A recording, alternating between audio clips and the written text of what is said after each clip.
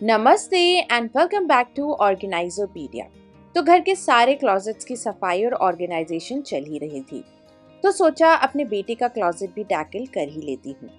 वैसे मैंने kids closet organisation का वीडियो आप सबके साथ शेयर किया हुआ है, लेकिन अब उसकी नीड्स काफ़ी चेंज हो गई हैं।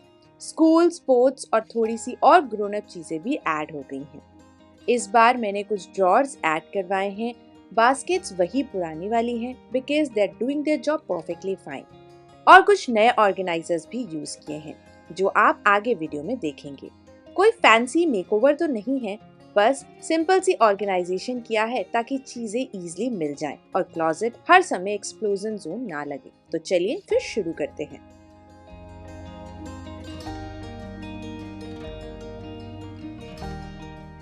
ये वार्डरोब मेरे बेटे के रूम में है। तो यहाँ पर मैं आपको ओवरव्यू दिखा रही हूँ। इस वार्डरोब को 3 सेक्शन में डिवाइड किया है। पहले 2 सेक्शन में मैं अपने बेटे के कपड़े रखती हूँ। लास्ट वाले सेक्शन में लिलेंस है, जैसे कि कर्टन्स, दोहर, कुशन कवर्स, इन सारी चीज़ों को। तो लिलन ऑर्गेनाइजेशन का वीडियो भी चैनल पर ऑलरेडी अपलोडेड है, आप चाहें तो वहाँ से उसे चेकआउट कर सकते हैं। तो आज हम इन 2 सेक्शंस को देखने वाले हैं। तो ये वार्डरोब के ऊपर लैमिनेट लगा हुआ है। दिवाली के टाइम पर थोड़ा सा मेकओवर किया था, तब हमने इस लैमिनेट के ऊपर डेको पेंट करवाया था और हैंडल्स भी चेंज किए थे, ताकि क्यों ना बेटा बड़ा हो रहा है तो उसको थोड़ा सटल सा एक टोन चाहिए था रूम में, इस वजह से। And this is the main reason कि क्यों हमारा ये जो क्लॉजेट है उसे हमें ऑर्गेनाइज करना है, क्योंकि सारी चीज़ें इधर उधर हो गई हैं। अभी कुछ चेंजेस भी इसमें हमने जैसे कि करवाए हैं, कुछ ड्रॉर्स वगैरह ऐड किए हैं। तो आप पहले वाले सेक्शन में देखोगे नीचे हमने 2 ड्रॉर्स ऐड करवाए हैं ताकि एरिया और फंक्शनल हो पाए, और इस वाले सेक्शन में भी हमने एक एक्स्ट्रा ड्रॉर ऐड किया है। स्टेप 1 है कि आप अपनी वार्डरोब को कम्प्लीटली एम्प्टी कर लें और सारा सामान निकाल करके एक जगह रख लीजिए। अब सबसे पहले हम कैटेगराइज करेंगे, यानी कि T shirts, pants, short, shirts, Indian wears, इन सब का आप एक एक कर पाइल बनाते जाइए और अलग करते जाइए। और जब ये वाला काम आप कर रहे हों, क्योंकि बच्चे बहुत जल्दी अपने कपड़ों को और इन सारी चीज़ों को आउटग्रो कर जाते हैं, तो एक बैग रेडी रखिए जिसमें कि आप उन सारी चीज़ों को रख सकते हैं जो आपको डोनेट करनी है। जैसे मैं अपनी हाउस हेल्प को दे देती हूँ कपड़े, क्योंकि उसके बच्चे छोटे हैं, तो ये नए से ही होते हैं कपड़े, तो वो यूज़ हो जाते हैं। तो यहाँ पर मैंने सारी चीज़ों को अच्छे से सॉर्ट आउट कर लिया। अब हम एक एक पाइल जो हमने कैटेगराइज किया है उसको हम टैकल करना शुरू करेंगे। जैसे कि यहाँ पर ये सारी बाहर पहनने वाली हाफ टी शर्ट्स हैं जिनको आयरन करना है, मैं उनको एक तरफ रख रही हूँ, और जो टी शर्ट्स ऑलरेडी आयरन है या फोल्डेड फॉर्म में थी उनको मैं अलग कर दूँगी। क्योंकि अभी थोड़े से ही कपड़े आयरन करने हैं, गर्मी बहुत है, तो एसी ऑन करके मैं इस शीट को बेड के ऊपर रख के ही टी शर्ट्स पे आयरन करूँगी। इस शीट को स्प्रेड करने के बाद में आपका मैट्रेस बिल्कुल भी ख़राब नहीं होता है, तो आप बहुत आराम से आयरन कर सकते हैं। अब टी शर्ट्स को आयरन करते जाऊँगी और मैं साइड में कुछ इस तरीके से रख दूँगी। मैं अभी फोल्ड नहीं कर रही हूँ बिकॉज़ उसमें काफ़ी सारा टाइम कंज्यूम हो जाता है। तो मेरा जो पहला स्टेप होता है आयरनिंग के टाइम पे वो यही होता है कि हर एक कपड़े को मैं इसी तरीके से आयरन करके एक के ऊपर एक स्टैक करके रख देती हूँ। जब आप एक बार कपड़ों को आयरन कर लें तो उस पाइल में से एक एक कपड़े को बाहर निकालते जाइए और उसे फोल्ड करिए। मैं टी शर्ट को फोल्ड करने का जो हमारा पुराना तरीका है मैं उसी तरीके से करती हूँ, लेकिन मैं इसे फाइल सिस्टम में रखती हूँ, इसलिए मैं इसे इस तरीके से 3 बार फोल्ड कर देती हूँ ताकि कपड़े का जो फोल्ड है वो छोटे से छोटा हो जाए और ड्रॉर में बहुत आराम से फिट हो पाए। तो इसी तरीके से मैं सारे टी शर्ट्स को फोल्ड कर लूँगी।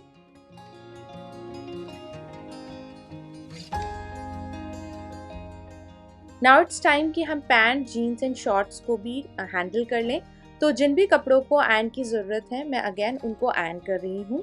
अब पैंट्स एंड शॉर्ट्स में क्या होता है कि आप बहुत आराम से इसको साथ के साथ आयरन करते करते फोल्ड कर सकते हैं, बहुत ज़्यादा टाइम नहीं कंज्यूम होता है in comparison to shirts and T shirt. तो मैं इसी तरीके से इस वाली हैक को फॉलो करके अपना ये जो आयरनिंग वाला जॉब है उसको ईज आउट करती हूँ। तो यहाँ पर हमारे जितने भी शॉर्ट्स थे उनको मैंने अलग से कैटेगराइज कर दिया है, पैंट्स अलग एंड जीन्स अलग। Next I will iron the T shirts as well. और ये वाला टास्क इतना बोरिंग होता है, so I always keep anything in front of me Netflix में, और मैं उसको देखते देखते इस बोरिंग टास्क को थोड़ा सा ईज आउट कर लेती हूँ अपने लिए। अब ये वाली जो टी शर्ट्स आप देख रहे हैं ये यूजुअली घर में जो कुछ टी शर्ट्स होती हैं जो हम पहनते हैं, तो ये वो वाली टी शर्ट्स हैं। तो इनको फोल्ड करने का मैं हाफ में फोल्ड करके स्लीव्स अंदर कर देती हूँ और अगेन उसको 2 बार हाफ में फोल्ड करके एक छोटा सा फोल्ड बना लेती हूँ ताकि इनको भी हम फाइल सिस्टम में रख पाएँ। इनको मैं बिल्कुल भी आयरन नहीं करती हूँ।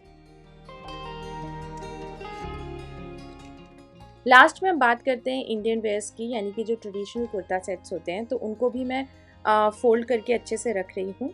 और मैं इनको आयरन नहीं कर रही हूँ क्योंकि इन्हें फ्रीक्वेंटली वेयर तो करना नहीं, तो जब ज़रूरत होती है तब इन्हें निकाल के हम आयरन कर लेते हैं, और जो ऑलरेडी आयरन है उन्हें मैं एज इट इज़ रखने वाली हूँ। I am using wallpaper as a shelf liner. आप चाहें तो नॉर्मल न्यूज़पेपर या फिर चार्ट पेपर का इस्तेमाल भी कर सकते हैं, लेकिन जब आप पेपर को लाइनर की तरह शेल्फ में लगाते हैं तो बास्केट से सामान निकालते टाइम जो पेपर है वो शेल्फ से खिसकता रहता है, and that is very very irritating. तो ये लाइनर आप बहुत आराम से ड्रॉर्स में भी पेस्ट कर सकते हैं, आपके शेल्फ के ऊपर भी पील निकाल करके उसे चिपकाया जा सकता है, एंड ये वाटरप्रूफ भी है, तो इसे आप गीले कपड़े से बहुत आराम से क्लीन भी कर सकते हैं और ये ख़राब जल्दी नहीं होगा। तो सारी की सारी जगह मैंने इसका इस्तेमाल किया है।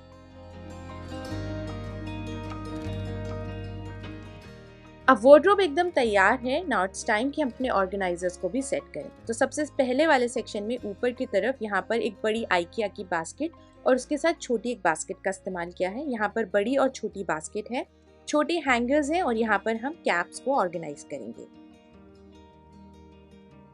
दूसरे सेक्शन में आप देखोगे सबसे पहले हमने इसको खाली छोड़ा हुआ है, यहाँ पर बेल्ट्स लगाएंगे।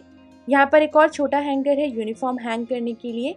पीछे हमने एक बास्केट रखी है और आगे सॉक्स ऑर्गेनाइजर, नीचे 2 छोटी बड़ी बास्केट और यहाँ पर एक और बास्केट्स रखी है एक्स्ट्रा जर्सी वगैरह को ऑर्गेनाइज करने के लिए। तो चलिए अब ऑर्गेनाइज करना यहाँ से शुरू करते हैं। सबसे पहले इन बास्केट्स को मैं रिमूव कर रही हूँ आपको दिखाने के लिए कि इसमें मैं क्या चीज़ें रख रही हूँ। बड़ी वाली ये जो बास्केट आइकिया से है, इसे मैंने काफ़ी टाइम पहले लिया था और इसमें जितने भी इंडियन वेयर्स हमने फोल्ड किए थे उन्हें मैं ऐसे रख दूंगी। बास्केट काफ़ी डीप है तो यहाँ पर और भी चीज़ें बहुत आराम से इंडियन वेयर्स में रखी जा सकती हैं। इस छोटी वाली बास्केट के अंदर जो भी स्पोर्ट्स एक्सेसरी हैं जैसे कि स्विमिंग कैप और भी क्रिकेट से रिलेटेड जो एक्सेसरीज हैं उन्हें मैं यहाँ पर रख रही हूँ ताकि हैंडी रहे। बस इन दोनों बास्केट्स को सामान डाल करके मैं शेल्फ में वापस फिट कर रही हूँ। अब हम यहाँ से थोड़ा सा नीचे की तरफ मूव करते हैं। This is the hanging section. तो जितनी भी शर्ट्स हमने आयरन करी थी उन्हें हमने हैंगर्स में अच्छे से हैंग कर दिया है। दीज आर किड्स हैंगर जो कि परफेक्ट साइज में होते हैं छोटी शर्ट्स या टी शर्ट्स को हैंग करने के लिए। ये स्प्रेड आउट रहेंगे तो जब भी जिस भी शर्ट की ज़रूरत होगी ईजिली हैंगर से उसे पिक किया जा सकता है। यहाँ पर मैं कुछ एक्स्ट्रा हैंगर्स रख रही हूँ। शर्ट्स हैंग करने के बाद में अभी काफ़ी ज़्यादा स्पेस है तो यहाँ पर 2 छोटी बड़ी बास्केट का इस्तेमाल किया है। छोटी वाली बास्केट के अंदर जो भी घर में पहनने वाले शॉर्ट्स हैं उन्हें हाफ में फोल्ड करके मैं इस तरीके से फाइल सिस्टम में रख रही हूँ। इस बड़ी वाली बास्केट में अब जितनी भी टी शर्ट्स हमने घर वाली फोल्ड करी थी उन्हें भी मैं फाइल सिस्टम में रखूंगी ताकि चीज़ें ईजिली दिख पाएँ और जो भी चीज़ पिक करनी हो उसे बीच से भी पिक किया जा सकता है। अभी आप देखोगे कि बास्केट्स के पीछे कुछ स्पेस बाकी है, तो यहाँ पर मैं वो चीज़ें रखूँगी जैसे जो भी हमारे नए कपड़े हम जिन्हें खरीदते हैं, तो मैं उन कपड़ों को अभी के लिए यहाँ पर रख रही हूँ। जब भी इन्हें पहनना होगा यहाँ से पिक करके इन्हें ईजिली लिया जा सकता है। इस फर्स्ट ड्रॉर के अंदर जितनी भी कैजुअल आउटिंग वाली टी शर्ट्स होती हैं जिन्हें हमने हाफ में फोल्ड किया था उन्हें मैं कुछ इस तरीके से फाइल सिस्टम में रख दूँगी। ऐसे रखने से बच्चों के लिए टी शर्ट्स या फिर किसी भी चीज़ का सिलेक्शन करना ईजी हो जाता है। सारी चीज़ें ईजिली दिखती हैं तो ईजिली इन्हें पिक भी किया जा सकता है।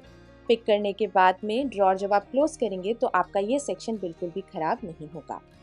नीचे वाले सेक्शन में मैं एक तरफ जीन्स और दूसरी तरफ शॉर्ट्स रख दूँगी। अगेन इस सेक्शन से भी चीज़ों को पिक करना काफ़ी ज़्यादा ईजी हो जाएगा। अब हम यहाँ से थोड़ा सा ऊपर की तरफ जाते हैं तो डोर के ऊपर मैंने इस टॉवल होल्डर को स्टिक किया है, जहाँ पर जितनी भी हमारी कैप्स हैं मैं उन्हें एक एक कर यहाँ पर ऐसे हैंग कर रही हूँ ताकि ये अच्छे से ऑर्गेनाइज हो पाए। अब हम मूव ऑन करते हैं हमारे दूसरे सेक्शन की तरफ। तो यहाँ पर इस शेल्फ में मैंने 2 ऑर्गेनाइजर्स का इस्तेमाल किया है। पहले ये राउंड वाली बास्केट, इस बास्केट के अंदर जो भी कपड़े जिनको हमें इमीडिएट आयरनिंग की ज़रूरत होती है वॉश करने के बाद में, मैं उनको रख रही हूँ ताकि इस बास्केट को ईजिली पिक किया जा सके जगह से और कपड़ों को ईजिली हम आयरन कर पाए। ये है एक सॉक्स ऑर्गेनाइजर, तो यहाँ सारे सॉक्स एकदम से ऑर्गेनाइज्ड है। अब हम थोड़ा सा नीचे की तरफ जाएंगे तो यहाँ पर मैंने 3 बास्केट्स का इस्तेमाल किया है। चलिए, इस फर्स्ट वाली बास्केट के अंदर कुछ extra sleeping mask, face mask और कुछ ऐसी चीजें हैं जिन्हें मेरा बेटा अभी भी हटा नहीं रहा है, मैं उन चीजों को रख देती हूँ, यानी कि मिसलेनियस चीजें। ये बड़ी वाली बास्केट है जिसके अंदर जितने भी उसके नाइट सूट्स हैं मैं उन्हें रख दूंगी। मैं इसे फाइल सिस्टम में नहीं रख रही हूँ, मैं इन्हें ऐसे स्टैक करके रख रही हूँ क्योंकि ये अगर थोड़ा सा खराब भी हो जाएगा तो ये बास्केट में है तो हम इसे ईजिली ठीक कर सकते हैं। लास्ट वाली बास्केट के अंदर क्वाड सेट्स रख रही हूँ, अभी कुछ और क्वाड सेट्स उसके वॉश होने के लिए मशीन में है। यहाँ पर एक और बास्केट है, ये एक सॉक्स ऑर्गेनाइजर है, पार्टीशंस हटा दिए हैं। सो आई थॉट कि क्यों ना जितनी भी उसकी जर्सी वगैरह है मैं उनको फोल्ड करके इस बास्केट में रख सकती हूँ। एंड काफ़ी ज़्यादा स्लीक है, स्पेस भी बहुत ज़्यादा नहीं था तो ये ईजिली फिट हो रहा था, इसलिए मैंने इसमें जर्सी रख दी। वो इसलिए क्योंकि जो ड्रॉर्स हैं इन्हें हमने बाद में ऐड करवाया है और यहाँ पर एक हिंज आ रहा था जिसकी वजह से ड्रॉर नीचे शिफ्ट नहीं हो पाया। तो एक छोटा सा स्पेस था, आई थॉट कि इसे वेस्ट करने से ज़्यादा अच्छा है कि मैं इस तरीके से इस बास्केट का इस्तेमाल करके एक्स्ट्रा जर्सीज यहाँ पर रख सकती हूँ। तो अब इस ड्रॉर को ओपन करेंगे तो यहाँ सबसे पहले राइट साइड में जितनी भी फुल टी शर्ट्स हैं मैं उनको रख रही हूँ। फुल टी शर्ट्स यूजुअली वैसे पहनना उतना ज़्यादा दिल्ली वाले मौसम में तो नहीं पॉसिबल हो पाता है, लेकिन हम कभी कहीं बाहर जाते हैं एसी वगैरह में इसका इस्तेमाल हो जाता है। और उसी के साइड में जितने भी पजामाज हैं मैंने उनको भी रख दिया। सो बेसिकली इसमें जितने भी फुल क्लोथ्स हैं मैंने उनको रखा हुआ है। अब हम ऊपर की तरफ मूव ऑन करते हैं तो इस शेल्फ में ये जो मिसलेनियस आइटम वाली बास्केट थी उसे मैं पीछे रख रही हूँ और यहाँ पर मैं सारे के सारे कुछ स्वेट शर्ट्स रख रही हूँ। कभी हम घूमने जाते हैं हिल स्टेशन वगैरह तो यहाँ से चीज़ों को पिक करना हैंडी हो जाता है। नाइट सूट वाली बास्केट और साथ ही साथ ये क्वाड सेट वाली बास्केट। अब हम यहाँ से थोड़ा सा और ऊपर की तरफ मूव करते हैं तो यहाँ पर सबसे पहले ये बास्केट जिसमें मैंने कपड़े रखे हैं जिन्हें मुझे आयरन करना है और फ्रंट में हमारा सॉक्स ऑर्गेनाइजर।